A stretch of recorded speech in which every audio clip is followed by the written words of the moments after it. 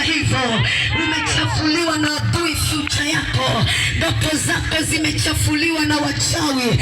Wamekujaza matatizo, wamekujaza maonezi, wamekujaza roho chafu.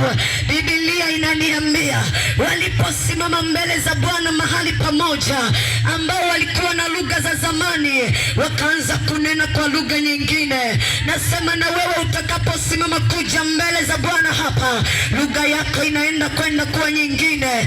Sio lugha ile inayowaka moto miguuni, sio lugha ile inayosababisha madonda ya tumbo. Leo kuna lugha ya uzima kwenye tumbo lako. Leo kuna lugha ya uzima kwenye miguu yako. Leo Bwana amekuandalia lugha nyingine kwenye biashara yako. Wameichafua biashara yako, haisongi mbele, haiendi. Unaenda hatua moja, unaenda hatua mbili na haribika. Lakini leo muumini kwambie, njoo leo jisalimishe kwa Yesu. Lugha ya biashara yako inakwenda kubadilika. Lugha ya biashara yako inakuwa nyingine. Hata waliologa watasema umeenda wapi? Waambie umekuja kwa Yesu. Yesu atabadilisha lugha yako jioni ya leo. Haleluya!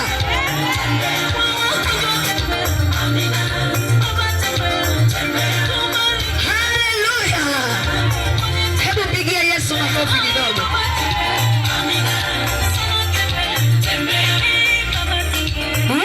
Watu sahihi mnapishana nao barabarani, mnasalimiana nao, lakini lugha za matumbo yao wanajua wenyewe.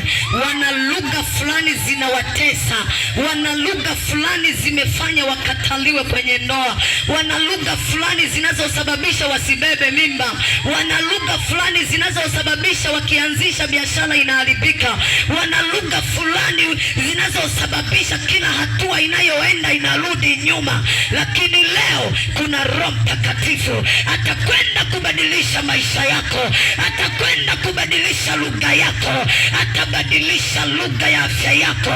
Waliokujaza roho za mapepo leo zitakuachia. Roho ya Bwana yuko hapa, Yesu yuko hapa. Kama wamekujaza roho za mateso, leo zitaenda kukuachia.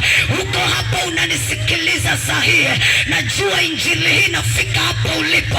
Matendo ya Mitume 2:4 inaniambia hata ilipotimia pia siku ya Pentekoste, hata leo imetimia siku yako kwa ajili ya kutolewa kwenye shida, kwa ajili ya kubadilisha lugha ya familia yako.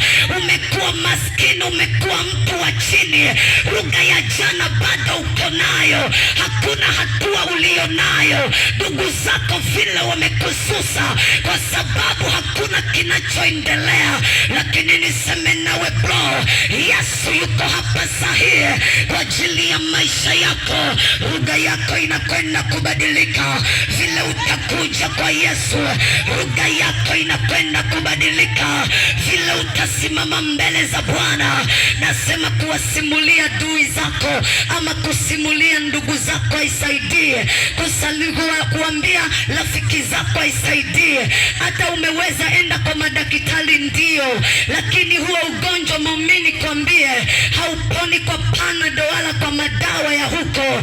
Hilo tatizo lako umejazwa kiroho, linatakiwa lipate daktari wa kiroho. Nami Pastor Neema niko hapa ambaye ni daktari wa kiroho, kuiondoa roho inayosababisha hiyo shida. Haleluya! Lazima uelewe yako magonjwa yaondolewi na madaktari wa kawaida, yanahitaji madaktari wa Yesu. Haleluya! Madaktari wa kiganga hawawezi, ni wale tu walioshindwa. Yaani unalogwa alafu unaenda kwa mchawi mkuu kutibiwa wapi na wapi. Yaani utakuwa hujapata elimu yao vizuri. Ukitaka upata elimu yao vizuri njoo, kwa sababu wako wengi waliojisalimisha kwa Yesu na ikasemekana walipoenda kwa waganga majina yao yalibaki huko na wakalogewa hayo majina. Haleluya! Lakini ukija kwa Yesu siku ya leo, hata kama ulilogwa miaka 10 iliyopita, lugha yako inakwenda kubadilika saa hii. Yesu anabadilisha Kubadilisha lugha si mpaka aende atembee afanye hivi, ni kuamini kwako. Ukiamini jioni ya leo, lugha yako inakwenda kubadilika.